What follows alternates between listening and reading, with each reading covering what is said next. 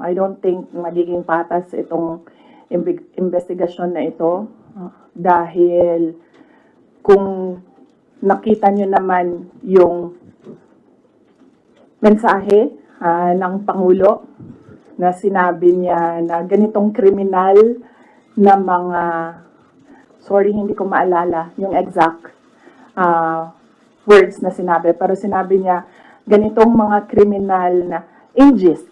Sinabi niya ganitong mga kriminal na gawain na hindi ko palalampasin.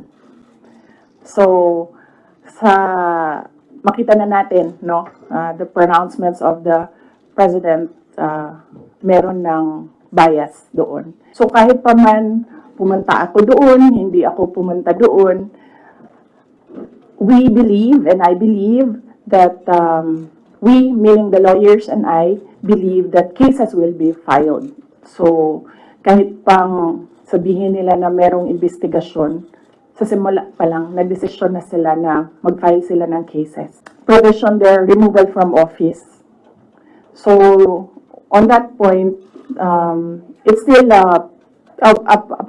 kumbaga an avenue, I think, that they're pursuing to remove me from office. The lawyers presented me with options, and I asked them if I needed to go to the NBI for the subpoena, and then they said that I have options not to go. I can send a letter, I can send a position paper, I can send an affidavit. And so we decided that a letter will be sent to the NBI. And then with regard to patas, I don't think magiging patas itong investigasyon na ito dahil kung nakita nyo naman yung mensahe ng Pangulo na sinabi niya na ganitong kriminal na mga, sorry hindi ko maalala yung exact words na sinabi, pero sinabi niya ganitong mga kriminal na ingest. Sinabi niya ganitong mga kriminal na gawain na hindi ko palalampasin. So, makita na natin, no, the pronouncements of the President, meron ng bias doon. And kung nakita nyo rin yung interview ng isang USEC ng Department of Justice, sinabi niya, a threat is a threat. Well, if you're a lawyer, you would argue na no, there's several kinds of threats. But nakita nyo na doon pa lang sinabi na niya kung ano yung position niya. At as a USEC of DOJ, we expect that that is the position of the Department of Justice. So kahit pa man pumunta ako doon, hindi ako pumunta doon, we believe, and I believe, that we, meaning the lawyers and I, believe that cases will be filed. So kahit pang sabihin nila na merong investigasyon, sa simula pa lang, nagdesisyon na sila na mag-file sila ng cases. Hindi na, tinanong ko sa lawyer kung idadagdag ko pa ba yung affidavit ko. Sabi niya, hindi na daw kasi nilagay ko naman na doon sa letter kung ano yung sasabihin ko sa affidavit. Okay. Ang worst case scenario, thank you Ma'am Sel, ang worst case scenario na nakikita namin is removal from office, impeachment, and then patong-patong na mga kaso, multiple cases to be filed, which the lawyers already told me to expect as well. That is why I just decided not to go to the NBI because clearly the pronouncements of the President and the USEC of DOJ point to cases to be filed. Yes, that could be as well. That is a possibility, ma'am, for cases that are without bail. And as I said, when I read the subpoena, I read there it was for grave threats. Na hindi naman grave threats yung ginawa ko under the revised penal code, and it was for anti-terror law. So, napaisip ako, bakit anti-terror law ang iniimbestigahan nila. And then, it's not the first time that I've heard of the anti-terror law used against a person. So, the first time I read about it, they used it against Congressman Arnie Teves. So, I inquired about what happened in Negros. So, I was told, yun nga, there was a red notice, there was a AMLAC, freezing of assets, money, there was, well, a warrant of arrest, yes. And very recently, I read again the law, and then I found there that there is a provision there, removal from office. So, on that point, it's still kumbaga an avenue, I think, that they're pursuing to remove me from office. No, I do not plan to leave the country, or I do not plan to hide if there will be a warrant of arrest. Mainly because my children are here. So, if I am detained, I want to be able to still see my children. So I have no plans of doing that. I have no plans of leaving the country to hide. First off, I'd like to thank Congressman Rodante Marcoleta for his offer to be my lawyer in the impeachment case.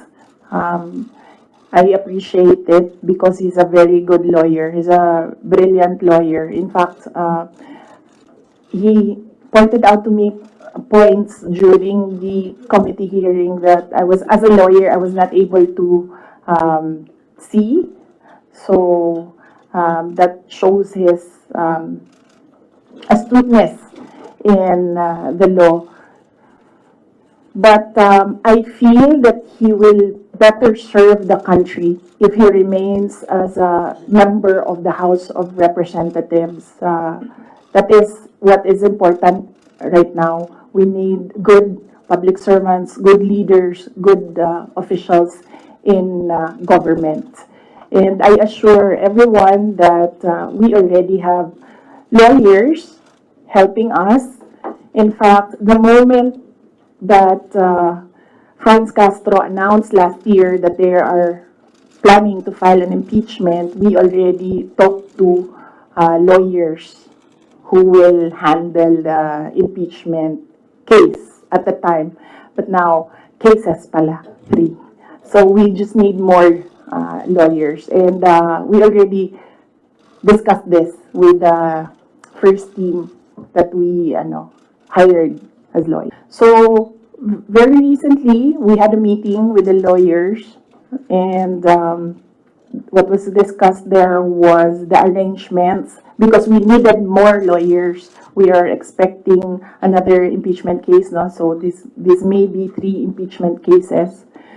So, and then we will await an official copy of the articles of impeachment so that they can prepare the defense. We already have advanced copies of what is filed in the House of Representatives, and they're starting preparatory works right now. No, we're not confident with numbers, ma'am, because impeachment is a legal process and a political activity. So we are confident with the legal aspect of the impeachment because all the lawyers that I asked to review the initial drafts of the impeachment complaint really said that this is not, well, they would say it's not an impeachable offense, and this is not an actionable offense, things like that, lawyer talk. But with regard to politics, that is a different matter altogether. So we do not know what will happen with that. Well, that's politics. They always say that there are no permanent friends and enemies in politics. So it really depends on the person, no, on the politician, what path he will choose. We have an inventory of possible cases to be filed because right now it's only the 2 impeachment cases that are filed with the House of Representatives. All the other cases, we have a list, we have an inventory, and we have lawyers assigned for each case. Usually, cases that are similar, we assign it to one lawyer. And then other cases, we assigned it to other lawyers so that we ensure that all the cases have lawyers focused on each case. Hindi pa kami nagkausap ni dating Pangulong Rodrigo Duterte. I expect na magkikita kami as usual sa December 24 sa bahay ng mother ko. Likely, baka doon namin mapag-usapan yan kung man mapag-usapan namin dahil madalas kasi kapag nagkasama-sama yung pamilya, lalo na pag nandyan yung mga apo, ay yung mga apo yung pinag-uusapan ng pamilya. Nagsabi si Pangulong Duterte na magpapadala siya ng pera para sa pambayad daw ng mga abogado kasi alam niya na napakaraming mga abogado ngayon ang kinuha para sa iba't ibang mga kaso. Pero nagsabi na rin ako through my brother kasi yung kuya ko yung sinabihan niya. Nagsabi ako na huwag na lang siya magpadala ng pera dahil nakapaghanda naman na kami para sa impeachment case. Kasi yung sinabi niya impeachment case, sir. So sabi ko nakapaghanda kami sa impeachment case kasi nga last year nag-announce na si Franz Castro ng impeachment. So the moment na sinabi yon and the moment na nakita namin na tuloy-tuloy yung attacks against me, ay naghanda na rin kami para sa mga abogado. Yes, ma'am. I'm not being evasive. If you are referring to the budget hearing and the hearings in the House of Representatives, I'm not being evasive. I am not answering the questions because they have no authority to ask confidential questions. I am answering questions about the use of the money in the Commission on Audit, and there is no, you ask the Commission on Audit if there was anything at all that they can say or see that we are not cooperative with the audit.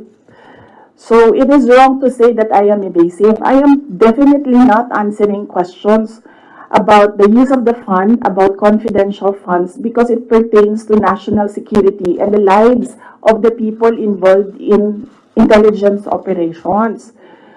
And yes, as I said, we have fully cooperated with the audit process of the Commission on Audit, who has the sole jurisdiction to ask questions about the use of confidential funds. In fact, 2 quarters of the Department of Education are already cleared by the Commission on Audit, but it is still being questioned inside the committee in the House of Representatives. So that is the reason why I am not answering questions from the House of Representatives. Plus the fact that, as I said, it is an attack. It is a political attack. If you are